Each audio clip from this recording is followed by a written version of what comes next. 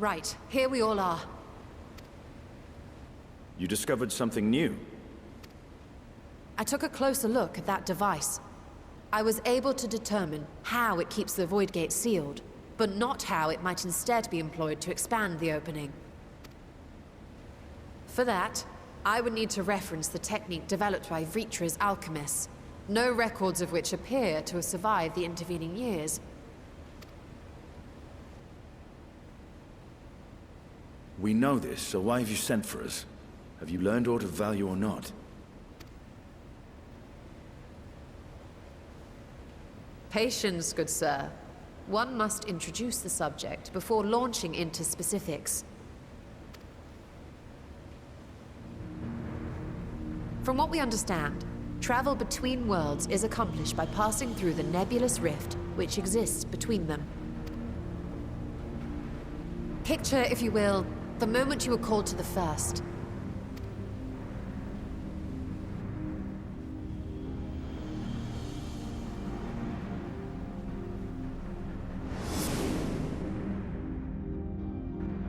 You touched a focus of some kind to help the Exarch pinpoint your location. His summoning spell then channeled the energies of the Crystal Tower to begin your journey to his world.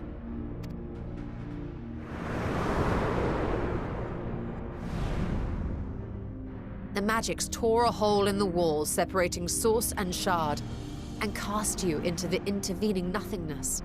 In that place, the laws of nature hold no sway.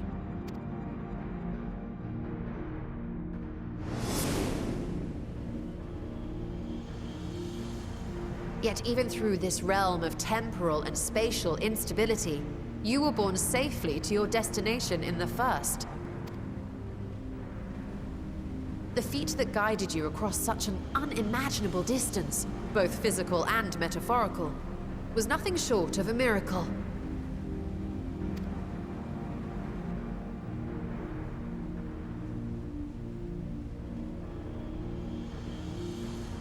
Then what of the many voids sent found in the source? Who guides them here, and how? An excellent question. Though there are several methods by which the Void's denizens might intrude upon our world, the rituals of summoning are the most typical. For example, let us consider the Gargoyle, a creature of middling power.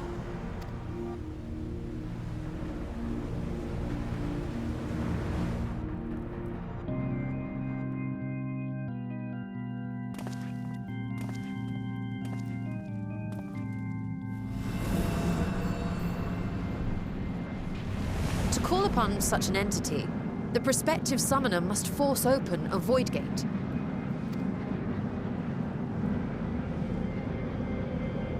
The portal lasts but a moment and is relatively small, allowing only an imp or other lesser being to squeeze through with their physical body intact.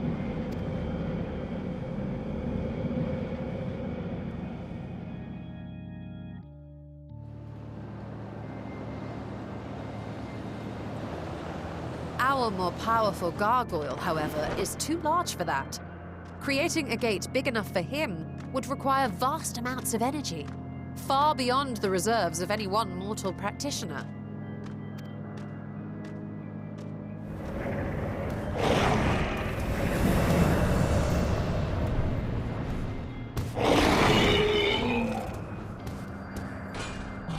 Instead, 'tis far more common to bring over only the entity's soul. We had a taste of that ourselves when a certain Exarch dragged us to the first.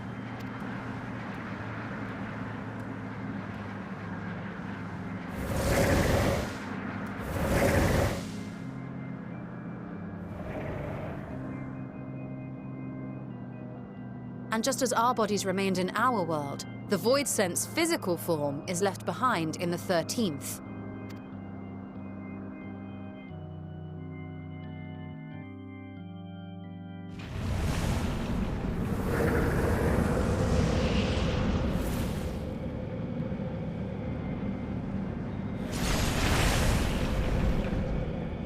Once at its destination, the summoned soul is granted a temporary shell to inhabit.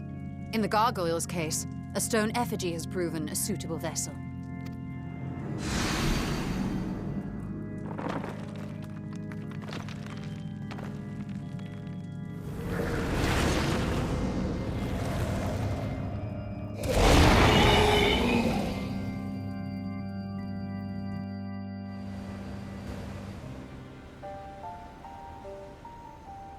Wait. You said that Voidsent must be called here deliberately by someone in the source, reeled in like a fisherman with his catch. Exactly. For a being to navigate the chaos of the rift, with or without form, there must needs be a guiding agent on the other side.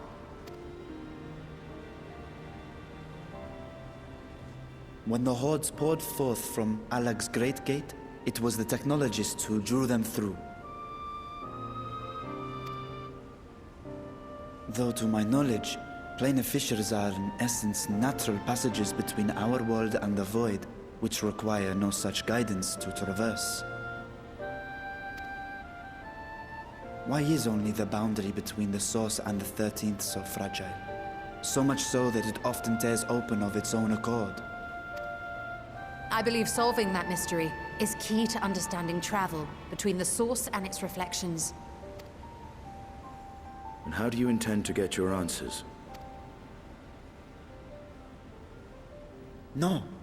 The danger is too great. Perhaps. But what some call danger, others think of as adventure. Were you not listening to my tale? Never mind that the means to expand the gate has been lost to the ages. Even could you force the portal wide enough, you would be greeted by an army of murderous horrors the very instant you step through. I assure you I was most attentive, and I agree that to go alone would be certain death. But if I were to bring along one who has already braved the 13th, and humbled the Cloud of Darkness, well, I imagine my chances would be much improved.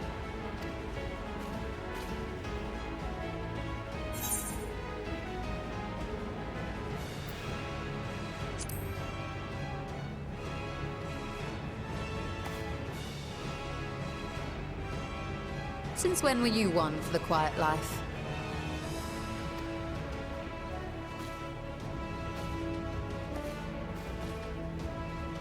Once again, I put my life in your ever-reliable hands.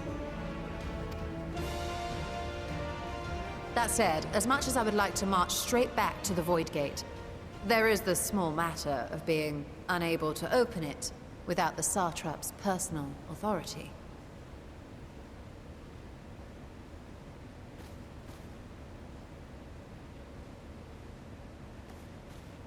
As I've said before, I will grant you and yours any boon you choose to name, provided it does not endanger my people.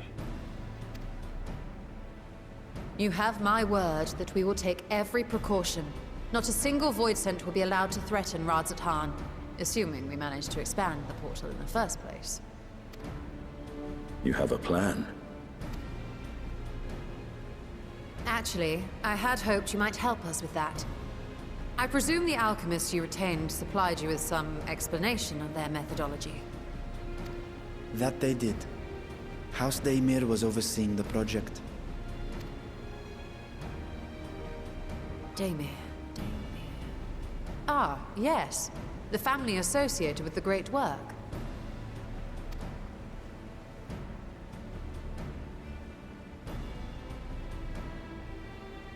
I did not fully comprehend the theory, but their research began with a Voidsent which had slipped through the fissure. After a thorough examination, they created an arcane simulacrum possessed of similar qualities. A man-made Voidsent, if you will. It was apparently indispensable in their efforts to enlarge the gate. A man-made Voidsent?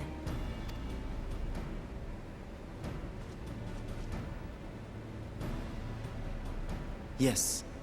Being great admirers of the Archons, House Daimir submitted detailed notes to Charlane's official committee. They expected praise and accolades for their simulacrum, and were thus devastated to be informed that their work had been classified as prohibited material. If that's true, then those notes might still be stored in a forbidden archive somewhere. Not Google, of course, since that library had yet to be built. Which leaves us with...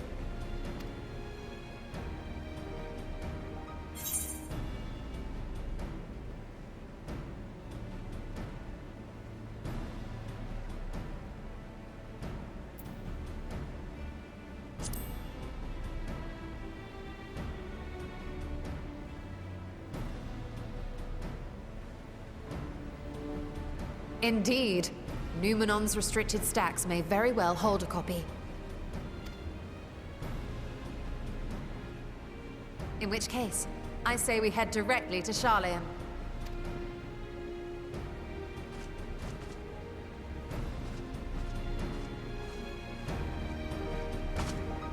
Unless you anticipate needing help to reach the high shelves. I see myself being of little use. Go on ahead. I still need to find Mirad and tell him about the Kalzal Foundation.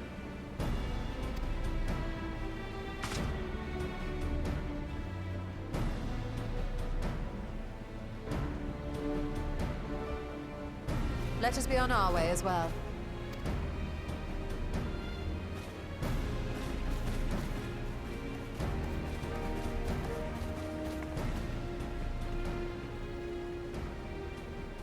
They are resolved to venture into the void. Do I sit idly by?